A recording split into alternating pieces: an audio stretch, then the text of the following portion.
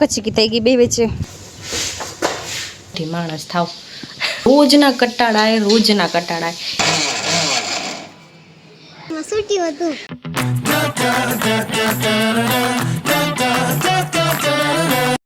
જય શ્રી કૃષ્ણ, રાધે રાધે. તો મસ્ત સરસ મજાનો નાસ્તો કરી લીધો છે. અત્યારે હું અહીંયા બેઠી હતી અને મારા મૈયા ક્યાં માથે છે, લગભગ છત ઉપર કાંક કરેલા શું કરેલા આઈ ડોન્ટ નો. ફોન આવ્યો હતો એટલે હું ફોન દેવા ગઈ હતી ઉપર. બાકી શું કરે છે એ મને ખબર નથી. તો ચલો આપણે જોઈ આવી કે એ શું કરે છે ઉપર. ઓકે, તો આજે તડકો થઈ ગયો છે. સવારના વાદળું હતું, પાછો તડકો થઈ ગયો. તો ચલો, એ આવ્યા છે ઘઉં કાઢવા માટે, દળાવવાના છે ને એટલા માટે. અને હું સબ્જી કાપવાની છે. આજે હવા એકદમ લાગેરી, ફૂલ જરી વાર છપતી નથી ને. રાત થશે ને એટલે પોતે બંધ થઈ જશે હવા. ઘઉં ગલાઈ ગયા છે, આ નીચે છે અને આ ઉપર છે બે.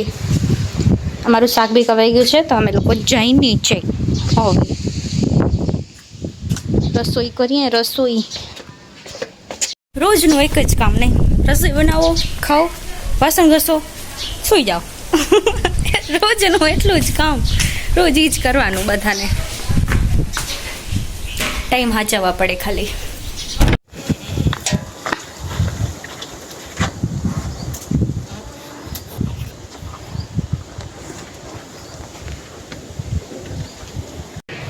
તો અમે લોકો એક મસ્ત દવાઈ બનાવીએ છીએ. જો કે દાઢ દુખતી હોય ને આપણી, કે કળતી હોય, મીન્સ કે આપણે ઠંડુ પાણી પીએ કે કાં કે એમ જ કળતી હોય, એના માટેની દવાઈ છે. તો અત્યારે બનાવી છે, તમને બતાવીએ કે કેવી રીતના બને. ઓકે, તો આ ખારો લીમડો છે, એને સુકાવી રાખવાનો. તો એ આમ પાંદડા આમ સુકાઈ જાય ને, જો આવા આમ થઈ જાય, હા એમ કરી રાખવાના. તો આ બધાના ઇન્ગ્રીડિયન્ટ્સ છે. આ હળદર છે, નમક છે, આ ફટકડી છે, આ લવિંગ, તજ અને આ લીમડો. એટલે આટલો નહીં, એટલે ઘણો બધો લેવાનો. આયરો બીજો આપણે અહીંયા તમને બતાવવા સારું રાખ્યો છે. પછી હવે આને પીસી રાખશું, પછી એનો કેવો પેસ્ટ થાય એ હું તમને બતાવું.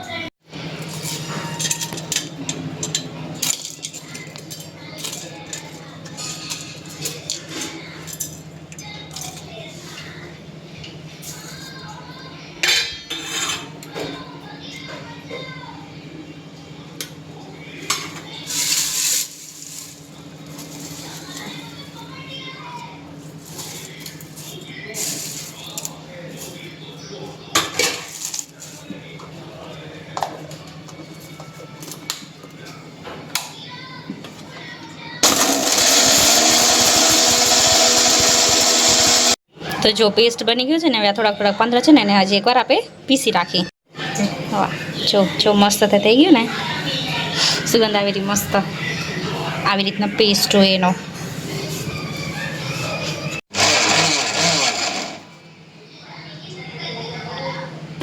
એને આવી હોય આવી દરતરી મસ્ત. હવે તમારો દાઢ કે દુખતી હોય ને ત્યાં કને આ ઘસી રાખવાની. તો આને કેવી રીતના યુઝ કરો એ હું તમને કહું. કે આને જો ચપટીમાં લઈને આપણે જે બી દાંત કે દુખતી હોય ત્યાં કને ઘસી રાખવાનું, કાં અથવા તમે બ્રશમાં લઈ અને બ્રશને ત્યાંથી ઘસી નાખશો ને ત્યાં કને તો બી સરસ થઈ જશે. રાતે સૂઈને એનાથી પહેલાં કરવાનું આ. તો આપણે જે કીટાણુ કે હોય ને તો એ બી ન થાય એમ, એનાથી ક્લીન થઈ જાય પૂરું દાંત, બધા મસ્ત મોઢું ફ્રેશ થઈ જાય. અને આનું રિઝલ્ટ પણ સરસ છે. અમે લોકો ટ્રાય કરી છે, એટલા માટે અમે તમને આ રેસીપી કીધી છે. તો તમે પણ જરૂરથી ટ્રાય કરો. કે તમારા કોઈના સગાવાલાને કે દાંતમાં એવું દુખાવો થતો હોય તો તમે એને કહી શકો છો. એટલા માટે અમે આજે શેર કરીએ છીએ.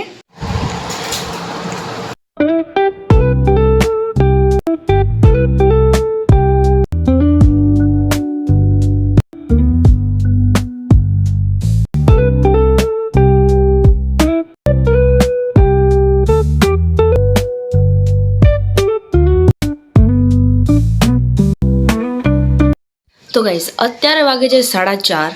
બાકી 4 વાગ્યાની લાઇટ ગઈ છે. 4 વાગ્યાથી મોર ગઈ છે લાઇટ શાયદથી, કેમ મેં જોયું ત્યારે 4 વાગતા હતા, ત્યારે લાઇટ નહોતી. એનાથી પહેલાં ગઈ છે લગભગ. તો રોજ 4 વાગે લાઇટ જાય. આ લાઇટવાળાને શું હે, રોજના કટાડાય. એને ખબર છે કે માણા ઉતા હશે ને તો એને ઉઠાડી 4 વાગે. સુવા જ નથી દેવું. અને બારે ઘણી હવા આવે ભલે એના લીધે બી ગયો હશે, પણ રોજ રોજ હવા આવડી નથી લાગતી ને કે જાય રાઈટ. હવે આખા ગામમાં જારો કે અમારી સાઈડ જ જારો એ જ ખબર નથી, કેમ કે બીજે જાય કે ના જાય, અમારે કને તો પહેલું જ જાય.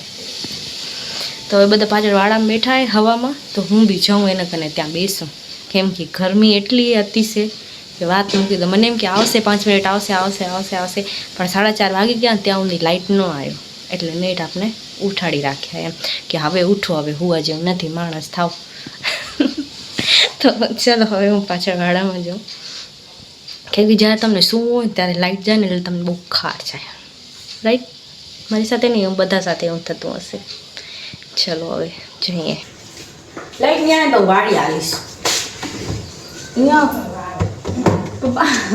મારે એકલા થઈ રહે ને એ હમણાં જ જશે, એકલું થઈ રહે મને પછી એકલીને કંટાળો આવે, મજા ના આવે, એટલે વાડી આવીશું. રામ કેટલી કરવી યા તારી માર કરી હજી વાત ને, એ રેણ કેટલી કરવી પછી ખોટી તારી માર.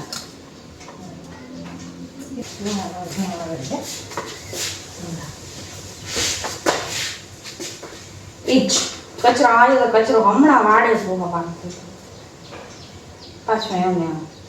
इस लड़के को देखो कहाँ पे छुपा है. હું એકચ્યુઅલી વાડામાં જતી હતી, મને એમ કે બધા વાડામાં આ અહીંયા કને તો શું કરવા આવ્યો તું? એના સાઈઝની લાકડી એમાં ભા હશે ને, એ તને બેટા ઘરી જશે હાથમાં. શું કરવા ખપે રીપ?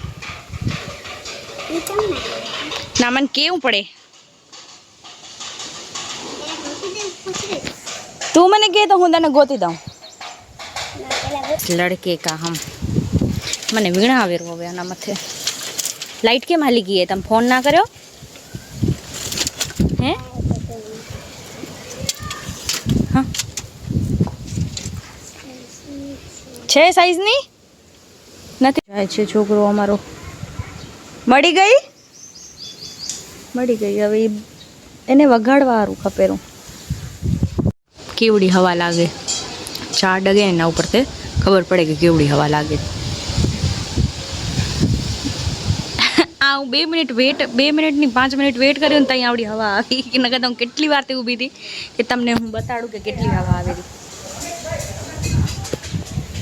એ હા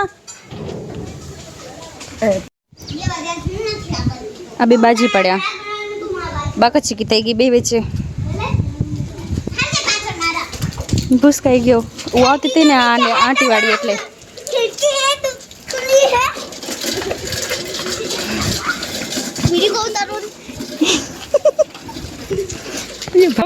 ઠોકાઈ જાવ રા. તો હું ગઈ હતી અહીંયા આગળના ઘરે, કેમ કે એને ત્યાં દીનો ફોન ને કામ નહોતો કરતો થોડો, તો મને કે આ શું થઈ ગઈ જરીક જોઈ દે આવો એમ કરીને. એ ઘરે આવી હતી પહેલાં, તો મેં કીધું ભલે ચાલો હું જોઈ દઉં. એટલે તો પછી ગઈ હતી, હવે એનો ફોન ઠીક થઈ ગયો. કાંઈ ને રીસ્ટાર્ટ માર્યું ને એટલે એનો ફોન હરખો થઈ ગયો. ચલો ઘરે જઈ પાછા. તો લગભગ આ ઘરની પૂજા થઈ ગઈ છે. જો તોરણ લટકે છે બારે ગેટમાં, એટલે ઓપનિંગ થઈ ગયું હશે ઘરનું. તો આપણે રાખડીઓ લઈ લીધી છે. ભાભી આવ્યા હતા આપણા જ પરિવારના એ તો હમણાં લઈ લીધી આપણે. હવે એ બાજુવાળા લેરા મણબાપ આવ્યા છે એને પાસેથી, કેમ કે એનું ઘર બહુ દૂર છે. એ ઓપા છે ટોપા ક્યાંય રેરા ને આપણું ઘર આલી સાઈડ લાસ્ટમાં આવે, એટલે બે ખૂણા થાય. તો કીધું અમે ત્યાં કન્યા તમે આલી સાઈડ આવતા હોય તો લેતા આવજો એમ. તો એનું આલી સાઈડ આવવાનું થયું તો એ લેતા આવ્યા, તો અમે લોકો રાખડી લઈ લીધી છે. કેમ કે તો બધા વારે સાયકલ હલાવે છે. શું હતું જો આગ્યા હે બ્લાઉઝ ઓ જોવા જાય રહ્યા છે. ઓ મકને હે પાછળ ઓ જોવા જાય રહ્યા.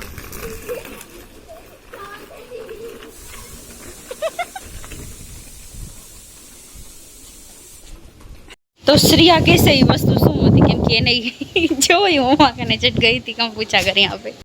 શું હતું એ? શું હતું? મસોટી હતું એમ કે કેનું હતું?